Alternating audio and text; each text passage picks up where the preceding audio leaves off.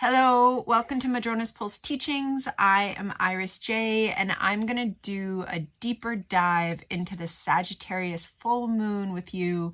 So this full moon is happening on May 23rd, and on the Pacific Coast, it's happening at 6:55-ish. Yes, 6:55 a.m. And I did upload a video that is talking more about the full moon more generally. Here, I really want to focus on this kind of incredible energy that's happening at the final degrees of Taurus and in those very first degrees of Gemini. So quick recap, this is a full moon, so it means we have the sun and the moon are opposite one another. We have our sun at the very beginning of its Gemini journey. It's happening right at just before 3 degrees of Gemini, and then we have the moon opposite in Sagittarius. So that's the full moon, and this is a Sagittarius full moon. And there's just a lot of really important aspects, conversations, cosmic conversations that we of course then feel archetypally in our body, psyche, lives here in this earthly plane and beyond, in our spiritual consciousness as well. And so, before we even, and I am going to put the chart up just because I think it's really important to have a visual of this energy, but knowing that before we even get to the full moon, on the day that I am uploading this video, which is Saturday, which is May 18th, we have this incredible energy of Jupiter, sorry, the dog just jumped and everything shook. Maybe it's because the energy is so big as I'm talking about it. Jupiter is conjunct the sun, and Venus is conjunct Uranus in Taurus, okay? And then that's on the 18th, and then we move ahead a few days and we get into our full moon. And so just knowing that, this energy is there's this incredible energy that's already building. This is very much, sometimes I use that phrase, cosmic symphony, and we are in the cosmic symphony. And so this is very expansive energy, also wild card energy, also breakthroughs into really understanding some of our more authentic values that we want to embody. This is Venus conjunct Uranus in Taurus. Yes, Venus is love, but in Taurus, this is really about love of our own bodies, love of our own value systems, and letting our wild, authentic self come through in that. And then the sun making its annual conjunction with Jupiter on the same day that Uranus is conjunct Venus, again, there at the final degrees of Taurus. And so there is this expansive breakthrough energy that's leaning up to the full moon. And then we have our full moon. And what I really want to focus on here is this incredible conjunction of, here we see it, Jupiter's conjunct Venus, they're at 29 degrees of Taurus. They are conjunct Sedna, who is at 0 degrees of Gemini. Sedna just came into Gemini. And we are talking, when we're talking about Sedna, we're talking about this dwarf planet with an orbit of around 11,400 years.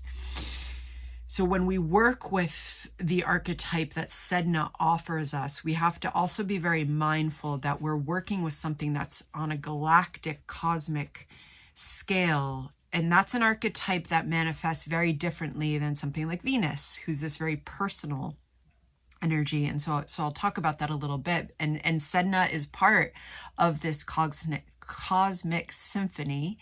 And then we have the sun there at 2 degrees and 55 minutes in Gemini, opposite the moon who is in Sagittarius and is conjunct Pallas Athena, who's in Scorpio. So we have a lot of divine feminine energy coming through, okay? And I really wanted to focus on this conversation that's kind of unfolding in this moment between, really Jupiter is there in this conjunction with Venus, and yet later on the same day of our full moon, Venus is going to move ahead and she's going to enter Gemini, and she's going to come into her conjunction with Sedna, and then she's going to do a dance with the sun, and over the next few weeks she's going to come into her conjunction with the sun, which then also invites her she'll be in this, she's in this invisible stage and part of Venus's own journey, which is very important to the full moon energies, as she's then going to emerge in July as the evening star. And so there's a lot of layers, and there is some incredible healing, transformative energy present with this full moon. Now, a Sagittarius full moon is always illuminating our own spiritual journey, our own abundance of faith. That use of the word faith is very important to actually, regardless of our own religious journeys, and wherever they sit now, it's important to take that word and kind of disconnect it from some of the narratives that are attached to faith. You know, I'm having this strong memory when I was doing, way back when in university, when I was doing an independent study, and oh my gosh, did I ever love it. And I had the most amazing professor, and we were reading Gregory the Great. I did a lot of work in medieval and Renaissance and ancient texts. And we came across this use of the word faith in the original language. And I remember he kind of put his hand on the table and he said, now we have to remember that this use of the word faith here, you know, in the consciousness of the time, it was knowledge, like the same knowledge that we can put a step on the ground and it's not going to fall out from under us. Jupiter works with that type of faith, this faith that we're on a journey of coming into understanding. And that faith is part of the Sagittarius archetype as well, the faith in our own belonging and our own spiritual journey. And yet with Sagittarius energy, that is the inherent energy of the seeker, and that we're always coming into more poignant and more spirited and intuitive understandings of our own faith and our own belonging and our own spiritual journey, that then of course plays out in different ways in the world. But the fuller archetype, the higher frequency of Sagittarius and Jupiter is bringing us into our spiritual abundance of faith in ourself and our connection to the divine. As that plays out in this kind of realm, and especially in the social realm as well. And so Sagittarius is illuminating that, and then that illumination of our own very personal inspired truth connects directly to this incredible stellium of Jupiter at the final degree of Taurus, with Venus, this divine feminine energy who's at home in Taurus, who is allowing this culmination of our own embodied intuition and wisdom and values, conjunct Sedna. Let's talk about Sedna for a moment. So Sedna comes to us as this myth of the Inuit goddess. And there's various kind of takes and myths and renditions, and yet what we always have is that we have this woman who was breaking from the traditions of the time, breaking from the idea of marriage, of her role as a woman, that culminates in this moment when her father has her on a boat, and then she falls off the boat and her hands are clinging to it, and her father, in order to save himself, cuts off her fingers, and falls back, and she is by force released from that archetypal journey of what her life would have been as a woman, both for what she desired for herself and also for what the patriarchy of her own culture was enforcing her into. And her digits become the seals and the whales and sea creatures, and she herself transmutes and dissolves into the ocean. And so with Sedna, there is this energy of transmutation that is also a dissolving. And that dissolving presence is so important because Venus and Sedna and Jupiter are talking to Neptune at the final degree of Pisces. Feel the cosmic symphony. Feel it. Just feel it in your own psyche body, radiating outwards. You know, that final degree of Neptune, of Pisces with Neptune there, it is the ultimate dissolving. It is archetypally the type of dissolving that we come into this ego-driven human body for, so that we can eventually reconnect and dissolve the ego and become one with source, one with the oceanic presence that is all, which is also what Sedna becomes as she literally dissolves and becomes the ocean and the goddess of the ocean in that way. And remember that with Sedna, we're talking about this incredible kind of galactic, cosmic, archetypal wisdom presence that radiates into our subconscious. And yet, as personal planets conjunct her, we have an opportunity for that kind of subconscious and unconscious presence and archetypal force and field to emerge in our present moment. And this is incredible divine feminine energy.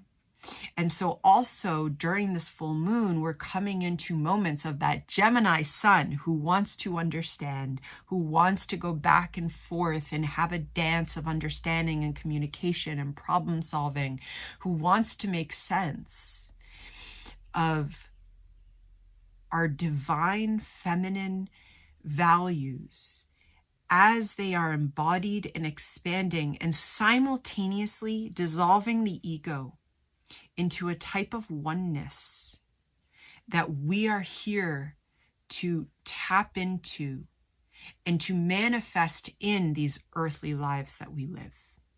It is incredible spirituality. It is incredible spirituality that's also wanting to come into some understanding in the here and now. Gemini and Sagittarius energy are very different. Sagittarius is the big picture. It's the abundance of faith that just guides me. It's this fiery spirit. Gemini is air-focused energy on the here and now, getting into the details, understanding it in the short term. Sometimes we also think of this in our immediate environments and communities. Gemini energy, Sagittarius, much bigger, more of a social realm. Okay. And so with Sedna there at 0 degrees and Venus going to conjunct her, and the sun, by the time we get to the full moon, the sun has conjunct her and moved on. And she's also sextiling that Neptune. And also the layer I haven't mentioned yet, trining Pluto, who's there at our beginning degrees. He's retrograde, but beginning degrees of Aquarius. And so there is this desire to understand right now, to manifest right now in the short term, some understandings that connect to a much bigger journey, that connect to dimensions way beyond whatever our story and drama and our own narrative plot of the day is in our own life. And there's such beauty that's potentially able to come through, because that sextile between Venus and Jupiter at the final degree of Taurus, talking to Neptune, that is kind of the ultimate cosmic symphony that's just radiating outwards and wanting to envelop us. And yet also realizing that the final degree of Neptune is a void, and there's absolutely grief present. Sedna is a story that includes grief, that includes betrayal, that includes the necessary dissolving in order to become something so much bigger. And so also knowing that during this full moon, there is kind of this archetypal grief that we might be feeling in our own life, and yet it wants to transmute into this incredible abundance of faith and wisdom and divine feminine, almost ecstasy, and allowing it all to be here. And there's Pluto is part of this as well. And so there's a trine going on between the sun and Pluto, and also that Sedna and that Jupiter and Venus, and then there's a sextile between the moon and Pluto. And so that just emphasizes this incredible transformative moment that we're in. And this is a moment, as I said in the beginning, that's coming after this incredible kind of weekend that we're into of Uranus conjuncting Venus, of the sun conjuncting Jupiter. And just knowing it's a lot. And also, you know, we have that Gemini energy, which is kind of that very quick moving mind, and then we have so much Taurus energy. So always reminders to ground. This is a pretty lovely full moon to meditate with, to whatever your practice, your way of entering into a meditative state. Athena is really getting active. That's the cat, but maybe she wants me to say a little bit more about that Athena, who's also a divine feminine conjunct the moon. But she's in Scorpio, and Athena in Scorpio, you know, Athena is the strategic, incredible, intuitive wisdom. She's the goddess of war, but unlike Mars, who picks up his battle and his weapons and charges into battle, Athena doesn't have to touch the battle because she's just the mastermind, right? And in Scorpio, she's the ultimate mastermind. She's the ultimate reclaimed witch. Athena just moves the camera. She is like incredibly present with us today, which is not her go-to. If you're on my channel, if you've been here for a while, you know that Nikita is always like coming in and doing things, but she usually just sits, but she's pretty happy right now. And so I was saying Athena is that like incredibly reclaimed ultimate witch energy when she's in Scorpio. That can take us into the depths and strategize and absolutely isn't afraid of them. And that's so important. Thank you, Athena, for bringing this up. Because, as I was saying, there is kind of this cosmic collective grief that's present as well, but we do not need to fear it. And we actually want to see that there's an alchemical process going on, that this full moon is absolutely a glimpse into a liminal state. And this cosmic symphony, especially if we come into that meditative practice and we allow it to kind of reverberate throughout our mind and body in that connection of them, which is a connection that can bring us into this kind of ultimate feeling of belonging. There's just so much to experience and feel and be with. And there is a lot of magic, and there is like, it's wonderful to set intentions and dream big around whatever energy is coming up. And with that, Athena and I send you blessings for this full moon, and be well.